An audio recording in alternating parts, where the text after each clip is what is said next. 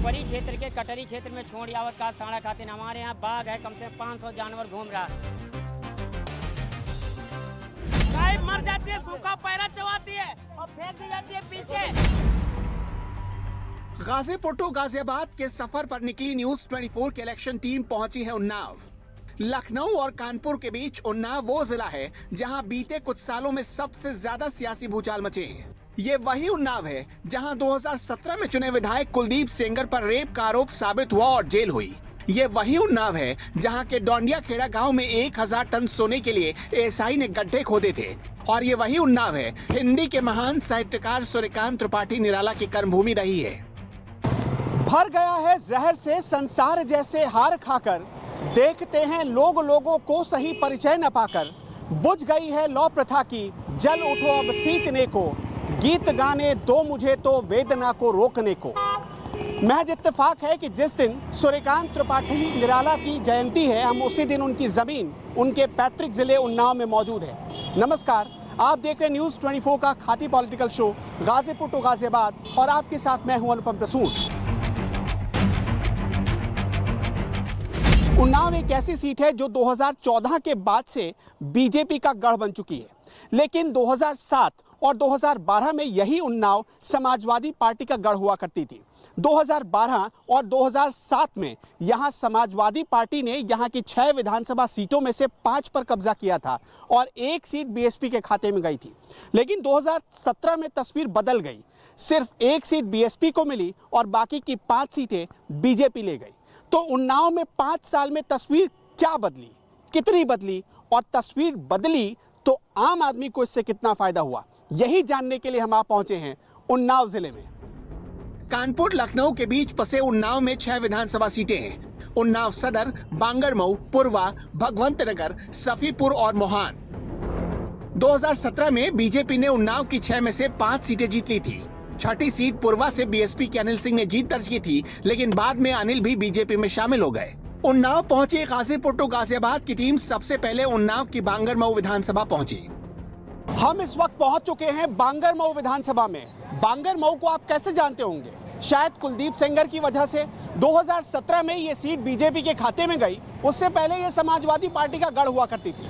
हम बांगरमऊ के संडीला तिराहे पर मौजूद हैं और यहाँ अगर आप कुछ तस्वीरें देखेंगे तो आपको समझ में आ जाएगा कि 5 साल में तस्वीर कितनी बदली है। आप यहाँ देखिए, ये पूरा जो तिराहा है काफ़ी व्यस्त इलाका है। सड़क बहुत छोटी लगने लगती है क्योंकि आप सड़क के दोनों तरफ अतिक्रमण ज़्यादा देखेंगे, गाड़ियाँ लगी रहती हैं, गाड़ियाँ खड़ी रहती हैं, ऑटो खड़े रहते हैं। इस वजह से ये सड़क छोटी लगने लगती है। हालांकि सड़क की चौड़ाई अगर देखेंगे तो बहुत अच्छी है, सड़क भी अच्छी है। इक्के दुक्के जगहों पर छोटे छोटे गड्ढे हैं, लेकिन सड़क ठीक ठाक, सड़क को नंबर दिया जा सकता है।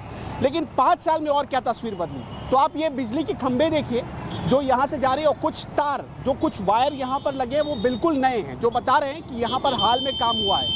लेकिन इसके अलावा बांगरमऊ विधानसभा के और क्या मुद्दे हैं, ये लोगों से जानने की कोशिश करते हैं। क्या नाम है आपका? सोनू जी, यहाँ पर आप क्या देखते हैं, कुछ विकास के काम हुए हैं क्या यहाँ? ये बताइए कि 5 साल में कुछ आपका विकास हुआ, कुछ आपकी तरक्की हुई है क्या? बहुत नहीं भैया, तरक्की कुछ नहीं। लोग कह रहे हैं कि अस्पताल में दवाई मिलने लगी है, बिजली आ रही है। अरे दवाई ववाई सब ऐसे में दे रहे हैं, सब दवाई एक तरीके के। क्या करते हैं बाबा? खेती बाड़ी करते हैं। खेती बाड़ी? तो खेती बाड़ी कैसी चल रही है आपकी? अच्छी चल रही है। मोदी जी जो 2000 रुपए भेजते हैं वो आता है क्या खाते? आता है। लोग कह रहे हैं अस्पताल में, एक आदमी कह रहा है दवाई नहीं मिलती, एक आदमी कह रहा है दवाई मिलती है। आप क्या मानते हैं? सर दवाई तो मिलती है, लेकिन कोई नहीं मिली होगी। सुरक्षा इतनी जबरदस्त है कि लड़ाई दंगा नहीं होते हैं और लेडीज खुलाआम रात हो 12 बजे, 1 बजे, 2 बजे भ्रष्टाचार कर रहे हैं, उसमें तो होगा ही भाई। जब रोजगार मांगो तो हम लोगों में लाठियां चल जाती। क्या सरकार कर रही है, क्या सरकार कर रही है? बताओ, तुम्हें बताओ, क्या सुरक्षा है? हम ही लोगों मार रहे हैं, जब उसी में गुंडे भरे पड़े। ये तुम्हारे आंसू जो विधायक है, ये भी अब कुलदीप सेंगर यहीं के थे, बीजेपी के थे, जो गुंडे उसी भरे हुए हैं। लाठी हम लोगों में चल रही है। उन्नाव गैंगरेप मामले में घिरे कुलदीप सिंह सेंगर की विधानसभा सदस्यता जाने के बाद बांगरमऊ सीट पर भी उपचुनाव हुए थे। कुलदीप सेंगर के साय से निकली बीजेपी 2020 के उपचुनाव में बांगरमऊ से अपने प्रत्याशी श्रीकांत कटियार को जिताने में कामयाब रही थी। लेकिन इस बार मुकाबला इतना आसान नहीं है। बीजेपी ने अपने सीटिंग एमएलए श्रीकांत कटियार पर ही दाव लगाया है। कांग्रेस ने आरती वाजपेयी को टिकट दिया है। एसपी से डॉक्टर मुन्ना चुनाव मैदान में है। बीएसपी ने रामकिशोर पाल को टिकट दिया है और आम आदमी पार्टी के टिकट पर सत्येंद्र चुनाव मैदान में है। उन्नाव में पिछड़ी जातियों में लोधियों और यादवों का बाहुल्य है। अगड़ों में क्षत्रिय और ब्राह्मण तो अनुसूचित जातियों में पासी और जाटों के अलावा मुस्लिम चुनाव की दिशा तय करते हैं। गाजीपुर टू गाजियाबाद के सफर पर निकली न्यूज 24 की इलेक्शन स्पेशल टीम पहुंची उस सफेपुर विधानसभा में जहां माखी गांव है। रेप का आरोपी विधायक कुलदीप सेंगर इसी माखी गांव का था। पीड़िता भी इसी गांव की रहने वाली थी। बांगरमऊ विधानसभा सीट पर 1962 से लेकर 1991 तक कांग्रेस का कब्जा रहा। फिर 1993 में यहां समाजवादी पार्टी आई। 1996 और 2002 में यहां से बहुजन समाज पार्टी की जीत हुई। लेकिन 2007 और 2012 में यहां पर समाजवादी पार्टी ने खुद को रिपीट किया। पहली बार इस विधानसभा सीट पर कमल खिला और वो 2017 वाला साल था और इसका पूरा श्रेय कुलदीप सेंगर को दिया जाता है। हम कुलदीप सेंगर के गांव में मौजूद हैं जो माखी गांव कहलाता है और मेरे पीछे आप ठीक देख सकते हैं कि ये माखी थाने का बोर्ड है। माखी गांव के मुद्दे क्या हैं ये हम आपको आगे बताएंगे, लेकिन उससे पहले आपको एक बहुत महत्वपूर्ण बात बताना चाहते हैं। संडीला तिराहे से लेकर माखी गांव का सफर करीब 50 किलोमीटर का है और इस 50 किलोमीटर में हम दावे के साथ कह सकते हैं कि जैसी सड़कें हमें संडीला तिराहे यानी शहर में मिली थी उससे कई गुना अच्छी सड़कें इस गांव में है। ये सड़क माखी गांव को जाती है और इस सड़क पर आपको एक भी गड्ढे नजर नहीं आ रहे होंगे। लेकिन इससे भी ज्यादा हैरान करने वाली चीज, अच्छी तस्वीर तो आपने देखी, लेकिन हैरान करने वाली तस्वीर देखिए कि माखी थाने के ठीक बगल में आवारा पशुओं का एक झुंड मंडरा रहा है और यही आवारा पशुओं का झुंड खेतों में जाता है, फिर वहां पर फसलें बर्बाद कर देता है, जिससे किसान परेशान हो गए हैं। और इसी परेशानी को विरोधी दलों ने इस चुनाव में सबसे बड़ा मुद्दा बना दिया है। तो आप इस तस्वीर के जरिए ये समझ सकते हैं कि माखी गांव का सबसे बड़ा मुद्दा, जो सबसे ज्वलंत मुद्दा है, वो क्या है। इस चुनाव में या इस गांव के मुद्दे क्या क्या हैं? कौन मुद्दा बतावा जाए, वोट दे कहे तो कमल भाजपा के दिन जाए, बस सीधी बात है। बस तो आप लोग ये नहीं देखते, देखिए ये सड़क है टूटी है, तो यो टूरा है बनते है, ये तो सब लागे रहते हैं। उधर सड़क अच्छी थी, गांव में आने वाली जो मेन सड़क है वो अच्छी है, लेकिन गांव की सड़क आप देख लीजिए। हाँ वो बिगड़ी है तो अब मतलब नहीं, इधर तो सड़क भी खड़ंजा भी नहीं है इधर। हाँ तो कहा कि जाए भैया, जो तो सब बताइए कि इस चुनाव में कुलदीप सेंगर जी कोई मुद्दा है क्या? नहीं, उनका कोई मुद्दा नहीं। बीच में बहुत हंगामा हुआ था। पहले तो वही विधायक बने थे ना, बाद में 2020 में चुनाव हुआ तो बदल दिए गए। तो इस चुनाव में लोग इस चीज़ को, जैसे विरोधी दल इसको इशू बना रहा है, तो उनके नाम पर कुछ वोट जा रहा है? नहीं, उनके नाम पे कुछ नहीं है। हाँ। तो आपकी नज़र में वो कैसे आदमी थे, अच्छे बुरे कैसे? नहीं, उस समय नजर तो अच्छे भी थे और अब बताया क्या जाए कि बुरे हो गए, कैसे बुरे हो गए। हम तो साहब दिलिया धोई थी, दिलिया धोवे ना जाते साहब, और माखिम लागा तो माखिम धोवे लागे ना। कोनो हमारा बढ़ातम काम तो है ना, हमारी जात के बढ़ाई साहब। ये घर किसका है ये? कौरिए कुलदेव विधायक क्या रहा भैया। अच्छा, तो उनका कोई मुद्दा है इस चुनाव में? सब यह बात साहब, मुद्दा चुनाव ना हमारा जाने। अच्छा, वोट जब आप देने जाते हैं, हाँ, तो ये पूछते होंगे ना कि हमको वोट देने के बाद विधायक जीतेंगे तो क्या मिलेगा? सड़क मिलेगी, बिजली मिलेगी, पानी मिलेगा, गैस चूल्हा मिलेगा, सरकारी आवास मिलेगा, राशन कार्ड। कैसे सावन और कैसे भादो बराबर ही है। और हमका मिला सब कुछ है साहब। क्या क्या मिला है आपको? हमका गल्ला मिल रहा, चना मिल रहा है, तेल मिल रहा, नमक मिल रहा, गेहूँ मिल रहे हैं, चावल मिल रहे हैं साहब। सफीपुर विधानसभा के माखी गांव पहुंचने वाली मुख्य सड़क बहुत अच्छी है, लेकिन गांव के अंदर कई जगह सड़क टूटी हुई है। गांव में गंदगी बहुत है। कहाँ रहते हैं आप? मैं यहीं रहता हूँ भैया, सराय मोहल्ला माखी। अच्छा, इस गांव में हमें जो बड़ी चीज़ नज़र आई वो ये कि गांव की मुख्य सड़क तो बहुत अच्छी है, लेकिन आप गांव में जब घूमेंगे तो सड़क पर गंदगी बहुत ज़्यादा है। गंदगी होगी जी, लेकिन बाकी आप देख रहे होंगे तो इस 5 वर्षों में काफ़ी सारी रोडें बनी हुई हैं गांव में।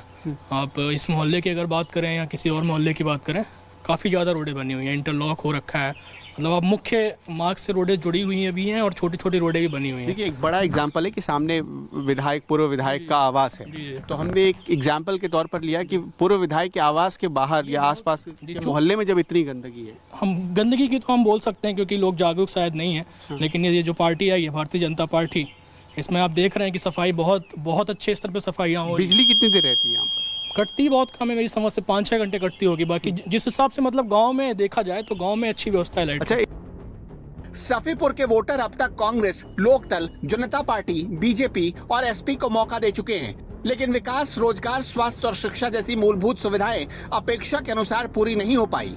लेकिन उन्नाव रेप कांड के बाद यहाँ हमें लॉ एंड ऑर्डर का एक अच्छा उदाहरण देखने को मिला। सीआरपीएफ के जवान 24 घंटे पीड़िता के घर की रखवाली करते दिखे। माखी गांव में हमें कानपुर से आई कुछ मुस्लिम महिलाएं भी मिली जो कानून व्यवस्था से खुश दिखी। तो देखिए माखी गांव की तस्वीर है। यहाँ ऐसी जीप भी आपको नजर आएगी, अगर बड़े बड़े बहुमंजिला इमारतें बड़ी बड़ी नजर आएंगी आपको, तो ऐसी जीप भी यहाँ नजर आएगी। आप लोग कहाँ की रहने वाली हैं? जी कानपुर। अच्छा, तो यहाँ पर एक छोटे से गाँव में क्या कर रही हैं आप लोग? बस ऐसे ही घूमने आए थे, फार्म हाउस है जी। यहाँ का रहन सहन और यहाँ का रहन सहन लोग बहुत मतलब सादा दिल हैं, बहुत अच्छे लोग हैं। अच्छा। जी हाँ, किसी के घर चले जाओ तो बहुत खातिरदारी करते हैं, मतलब जो उनके घर में वो खिला देते हैं। बहुत अच्छे लोग हैं, मतलब गाँव शहर से बहुत अलग है। गवर्नमेंट कैसी चल रही? 5 साल में गवर्नमेंट कैसी चली? नहीं, 5 साल की जो गवर्नमेंट थी वो तो बिल्कुल समझ में नहीं आई जी, बिल्कुल नहीं, हमें तो कोई इम्प्रूवमेंट नहीं दिखा।